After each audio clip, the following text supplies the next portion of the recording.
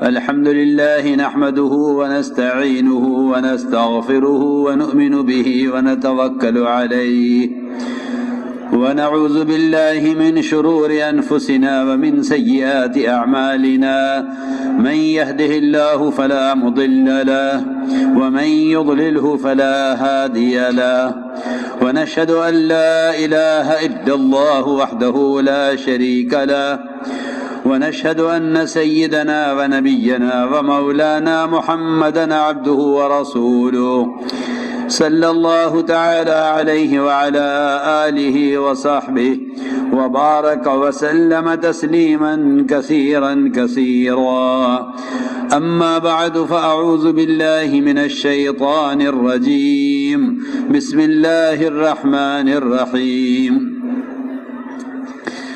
ظهر الفساد في البر والبحر بما كسبت أيدي الناس وقال الله سبحانه وتعالى والعصر إن الإنسان لفي خسر إلا الذين آمنوا وعملوا الصالحات وتواصوا بالحق وتواصوا بالصبر وقال عليه الصلاة والسلام مثل المؤمن والإيمان كمثل فرس في آخيته يحول ثم يرجع إلى آخيته وقال عليه الصلاة والسلام من قال لا إله إلا الله مخلصا دخل الجنة قيل وما إخلاصها قال أن تحجزه عن محارم الله أو كما قال عليه الصلاة والسلام.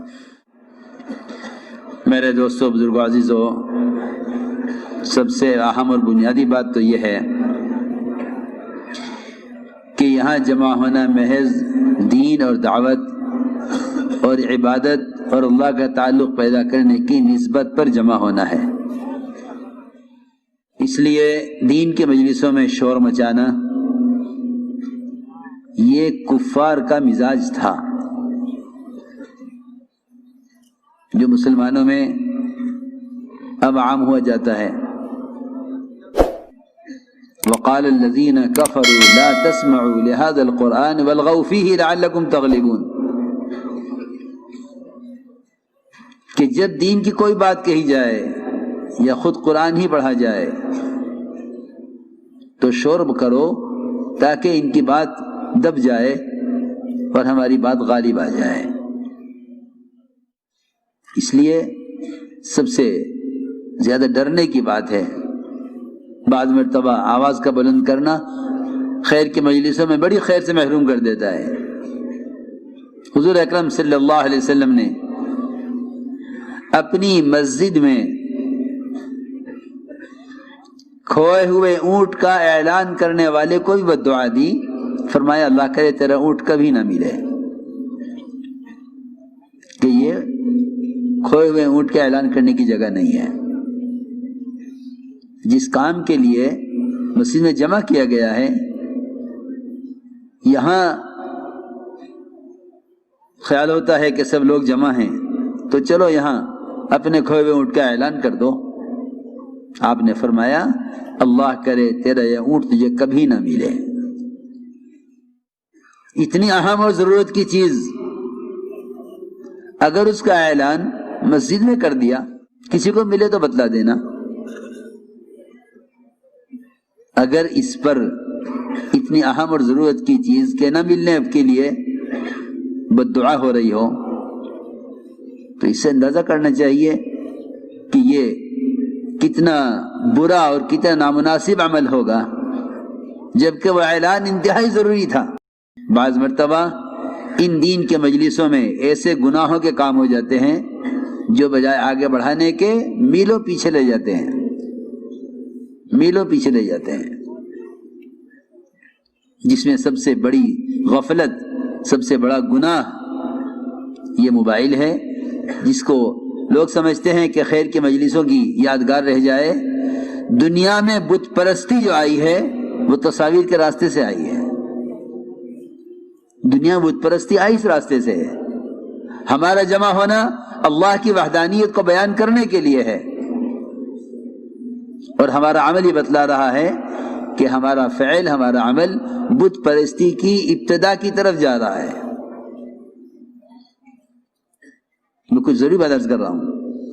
ہمارا جمع ہونا اللہ کی وحدانیت پر امت کو لانے کے لیے ہے، اور ہمارا عمل اس ماحول میں وہ بت پرستی کی ابتدا کے عمل کی طرف لے جا رہا ہے. بت پرستی شروع ہوئی ہے تصاویر سے شروع ہوئی ہے. اس زمانے میں لوگ اپنے مشائخ، اپنے علماء، اپنے پیر اور مربیوں کی تصاویر بنا کر رکھتے تھے یادگار کے لیے. یہ شیطان نے ان کو الہام کیا تھا کہ تم ان کی یادگار بنا کر رکھو. وہاں سے دنیا میں بت پرستی شروع ہوئی ہے. اس لیے میں آپ سب سے عرض کروں گا کہ خدا کے لیے اس گناہ سے اور تصاویر سے اپنے آپ کو بچاؤ. فرمایا جہنم میں سب سے سخت عذاب میں ہوگا وہ شخص جو کسی بھی آلے سے، کسی بھی ذریعے سے، موبائل ہو یا کیمرہ ہو، سب کا ایک ہی حکم ہے. یہ تو شیطان کے وسوسے ہیں لوگوں کے ذہنوں میں اور دلوں میں کہ یہ وہ حرام نہیں جو ویسا حرام وہ تھا، یہ حرام نہیں وہ حرام ہے. یہ شیطان کا وسوسہ ہے جس نے فحش اور باطل کو اور گناہوں کو عام کرنے کے لیے اچھے اچھے پڑھے لکھوں کو اس غلط فہمی میں ڈال دیا ہے کہ یہ حلال ہے یہ حرام ہے، کہ نہیں یہ بھی حرام ہے یہ بھی حرام ہے. حدیث میں آتا ہے کہ ایک زمانہ آئے گا کہ لوگ حرام کو حلال کرنے کی کوشش کریں گے، کہیں گے یہ حلال ہے یہ حرام ہے، حالانکہ دونوں حرام ہوں گے. اس لیے اس گناہ سے اپنے آپ کو بچاؤ، خاص طور سے وہ مجلس جس میں اپنے آپ کو بدلنے کے لیے، تربیت کے لیے، عملی دین دنیا میں قائم کرنے کے لیے جمع ہوئے ہوں. اس مجلس میں یہ غفلت کی چیز، اور پھر اتنا ہی نہیں اس کا حرام میں استعمال. صحیح روایت ہے اشد الناس عذاب یوم القیامت المصورون، سب سے سخت عذاب جہنم میں تصویر لینے والوں کو دیا جائے گا، سب سے سخت عذاب. اللہ اکبر.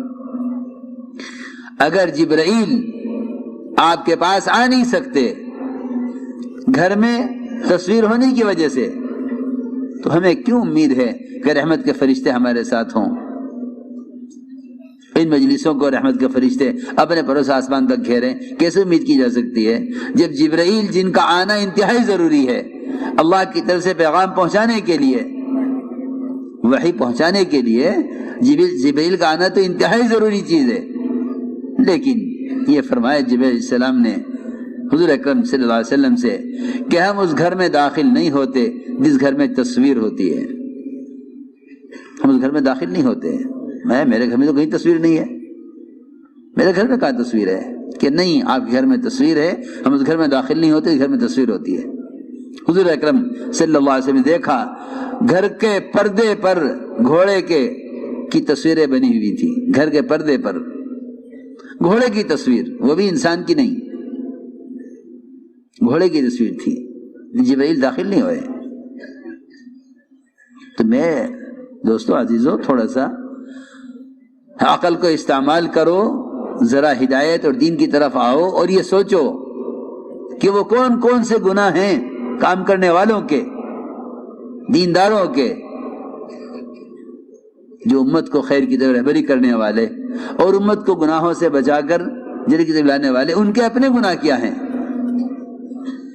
اس لیے میں عرض کر رہا کہ یہ اس زمانے میں دین کے مجلسوں میں یہ بیماری عام ہو گئی ہے. مدارس ہوں یا مکاتب ہوں یا دینی شعبے ہوں یا دعوت و تبلیغ ہو، کوئی مجلس اس خبیث اور اس حرام آلے سے خالی نہیں ہے. اور لوگ اسے کمال سمجھتے ہیں، لوگ اسے کمال سمجھتے ہیں. حالانکہ بعض گناہ ایسے ہوتے ہیں کہ ان سے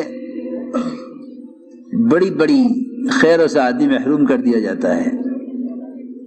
ایک صحابی احد کے میدان میں شہید کیے گئے، ایک صحابی احد کے میدان میں شہید کیے گئے. وہاں سے ان کے جنازے کو اٹھا کر ان کے گھر پہنچایا گیا. حضور اکرم صلی اللہ علیہ وسلم ان کے گھر والوں کی تسلی کے لیے تشریف لے گئے. ان کے گھر میں جنازہ رکھا ہوا تھا ان کی والدہ نے ان کے چہرے سے مٹی پہنچتے ہوئے کہا میرے بیٹے تمہیں جنت مبارک ہو. اور جنتی ہونے میں کیا شک ہے؟ صحابی ہیں، احد کے میدان میں شہید کیے گئے. آپ نے فرمایا تم نے اس کو جنتی کیسے کہہ دیا؟ تم نے اس کو جنتی کیسے کہہ دیا؟ تمہیں کیا معلوم کہ اس نے اللہ کے راستے میں نکل کر کوئی لایانی بات کی ہو؟ سوچو تو صحیح. ہمارے اجتماعات یہ بالکل صحابہ کرام کے غزوات پر جمع ہونے کی مثال ہے. حضور اکرم صلی اللہ علیہ وسلم نے اپنی امت کو میدان میں اس لیے اتارا تھا تاکہ یہ اپنی عملی دعوت سے امت کو دین کی طرف لائیں. اصل مقصد یہ تھا. لیکن وہاں آپ نے یہ فرمایا شہید ہونے والے صحابی کہ ابھی شہید کے خون کا قطرہ زمین تک پہنچتا نہیں ہے کہ اس کی مغفرت کر دی جاتی ہے. اور آپ یہ فرما رہے ان کی والدہ سے کہ تمہیں اس کو جنتی کیسے کہہ دیا؟ تمہیں کیا معلوم کہ اس نے کوئی لایانی بات کی ہو؟ اسے اندازہ کیا جاوے کہ احد کے میدان میں شہید ہونے والے صحابی کو لایانی بات کرنے پر، یہاں اس حرام فعل کے کرنے پر بھی لوگ غافل اور مطمئن ہیں. اس لیے میں نے عرض کیا کہ پورے اجتماع میں اس کا خیال رکھا جائے. اور یہ کوئی کمال نہیں ہے کہ تصویریں لے کر پھیلا دی جامع اور کہ یہ اجتماع ہوا ہے. یہ کچھ نہیں ہے. اجتماع ہونا اللہ تعالیٰ کی اطاعت اور اتباع سنت کی بنیاد پر ہے. اجتماع کا ہونا گناہوں کے لیے نہیں ہے. اس لیے اپنے آپ کو اس سے بچایا جائے. میرے دوستو، بزرگ عزیزو، جتنا بھی فساد ہے دنیا میں، اس فساد کا تعلق براہ راست مومن کے بدن سے نکلنے والے اعمال سے ہے. اللہ نے صاف فرما دیا ظہر الفساد فی البر والبحر بما کسبت ایدی الناس، کہ جتنا بھی فساد ہے بر و بحر میں، اس سب کا تعلق براہ راست مومن کے بدن سے نکلنے والے اعمال سے ہے. نظام کائنات سے کائنات کے تغیرات کا کوئی تعلق نہیں ہے. نظام کائنات سے کائنات کے تغیرات کا کوئی تعلق نہیں ہے، بلکہ نظام کائنات کے تغیرات کا تعلق براہ راست مومن کے بدن سے نکلنے والے اعمال سے ہے. جو لوگ اپنے حالات کو مقدمات کے، قرضوں کے، بیماریوں کے، کاروبار کے نہ چلنے کے، مختلف قسم کی ان کے دین، ان کی شریعت میں مختلف قسم کی رکاوٹوں کے آنے کے، ان تمام حالات کو جو لوگ کائنات کے نقشوں کی طرف، یا مزید عرض کر دوں کہ جس زمانے میں مسلمان اپنے دین میں آنے والی رکاوٹوں کو حکام سے جوڑ دیں گے یا اپنے حالات کو حکام سے جوڑ دیں گے، ایسے لوگ توبہ پر اور راستے پر اور نجات کی طرف نہیں آیا کرتے. اللہ رب العزت حالات لاتے ہیں سمجھانے کے لیے، حالات لاتے ہیں رخ پھیرنے کے لیے، حالات لاتے ہیں رخ پھیرنے کے لیے. اللہ تعالیٰ کا، لوگ کہتے ہیں حالات ہیں، حالات اللہ کا فضل ہیں، حالات اللہ کا فضل ہیں. اللہ کا مومن کے ساتھ بڑا فضل ہے کہ اگر یہ کاروبار میں حرام کی طرف جائے تو اللہ رکاوٹ پیدا کرتے ہیں. اگر یہ معاشرے میں حرام کی طرف جائے اللہ رکاوٹ پیدا کرتے ہیں. اگر یہ حکومت میں اور عہدے میں اور منصب میں ظلم کی طرف جائے تو اللہ رکاوٹ پیدا کرتے ہیں.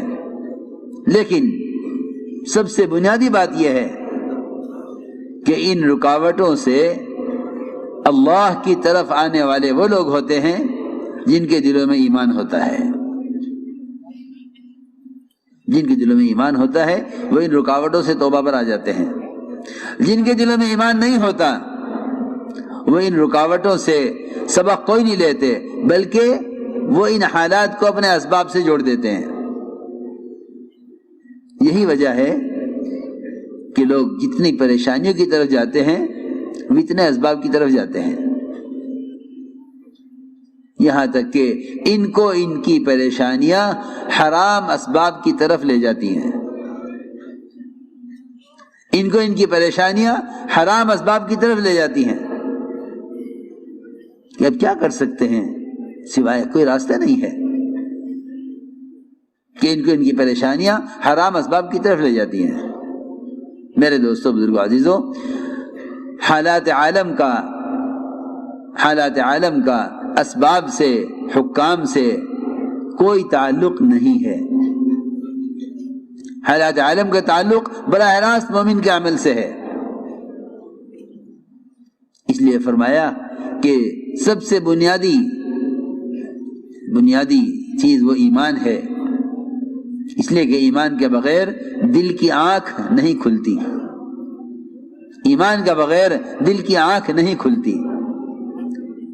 فرعون پر جو بھی حالات آئے اس نے اپنے ہر حال کا مقابلہ حال سے کیا، ہر حال کا مقابلہ حال سے کیا۔ انبیاء علیہ السلام نے آ کر یہ سمجھایا کہ تیرے حالات کا تعلق تیرے حال سے نہیں ہے، تیرے حال کا تعلق تیرے اعمال سے ہے۔ تو یہ سب سے بنیادی بات ہے کہ ایمان کے بغیر مومن عبرت نہیں لے سکتا، ایمان کے بغیر مومن عبرت نہیں لے سکتا۔ اسی لیے فرمایا کہ اللہ کو نہ جاننے والوں پر جو حالات آتے ہیں، حدیثی مثال دے کر فرمایا کہ ان کی مثال اس جانور کی طرح ہے جس کو کھول دیا جائے اور باندھ دیا جائے، اس کو نہیں معلوم کہ کیوں کھولا گیا، کیوں باندھ دیا گیا۔ اللہ کو نہ ماننے والے، جو اللہ کو نہیں جانتے ہیں، ان پر آنے والے حالات کی مثال بہت اچھی مثال دی ہے حدیث میں، کہ ان پر آنے والے حالات کی مثال ایسی ہے جیسے جانور کو باندھ دیا جائے اور کھول دیا جائے، تو جانور نہیں جانتا کہ اسے کیوں باندھا گیا، کیوں کھول دیا گیا۔ اور آپ حضرات جانتے ہیں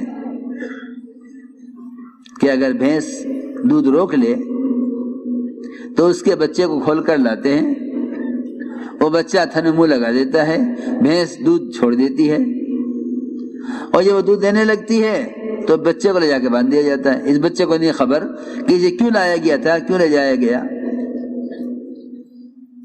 یہ مثال دے کر فرمایا حدیث میں، بلکہ فرمایا کہ مومن کی مثال اور ایمان کی مثال اس گھوڑے کی طرح ہے جس کا پیر باندھ دیا جاتا ہے کھوٹے میں اور لمبی رسی کر کے اس کو چھوڑ دیا جاتا ہے سرسبز علاقے میں، وہ اس میں کھاتا پھرتا رہتا ہے، یہاں تک کہ جب اس کے پیر کو جھٹکا لگتا ہے اور رسی پوری ہوتی ہے، کیونکہ آگے حد ہے، آگے کھیت دوسرے کا ہے، اس کو اس سے آگے نہیں جانا ہے۔ اللہ رب العزت نے بھی اسی طرح، اللہ تعالیٰ نے حدیث میں آتا ہے کہ اللہ نے اسی طرح چراگاہیں متعین کی ہیں۔ مومن کی چراگاہ یہ ہے، مومن کی چراگاہ یہ ہے، فرمایا کہ اللہ نے حدود قائم کی ہیں، اللہ نے حدود قائم کی ہیں۔ اللہ کی چراگاہیں وہ اللہ تعالیٰ کے احکام اور حدود ہیں۔ اللہ تعالیٰ نے حدود قائم کی ہیں کہ تمہیں یہاں سے آگے نہیں بڑھنا ہے۔ اس پر رسی جو تنگ ہوتی ہے، اس پر رسی تنگ ہوتی ہے، تجارت میں، زراعت میں، حکومت میں، سرمایہ داریوں کے نقشوں میں، یہ ملکوں میں کمانے کی غرض سے جاتے ہیں، وہاں کمائی کے نقشوں میں تنگیاں، وہاں سے واپس یہ سوچ کر آ جاتے ہیں کہ اس ملک میں کمانا مشکل ہے۔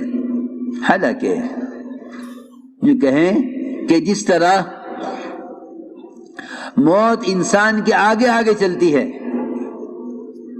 موت انسان کے آگے آگے چلتی ہے، اس طرح رزق، وہ ہر ایک کا رزق اس کے آگے موجود ہے،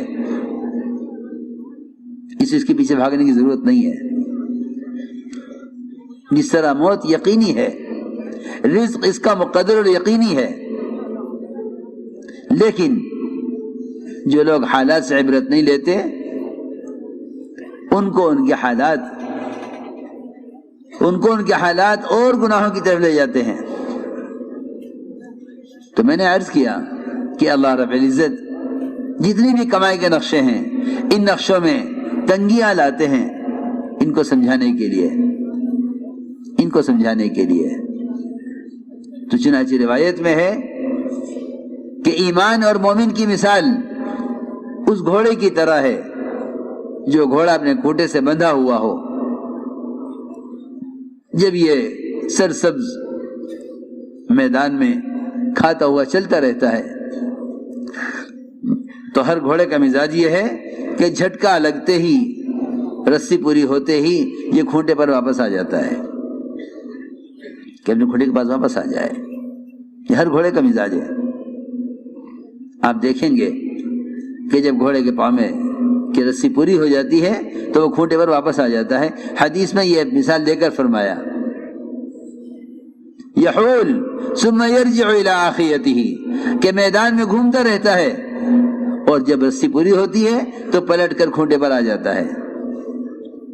لیکن میرے دوستوں، بزرگوں، عزیزوں، اس زمانے میں مسلمان جن حالات سے بھی گزرتا ہے ان حالات سے عبرت نہ لے کر راستے کی طرف نہیں آتا۔ اس لیے فرمایا کہ حالات عالم کا تعلق کائنات کے نقشوں سے نہیں ہے، حالات عالم کا تعلق براہ راست مومن کے بدن سے نکلنے والے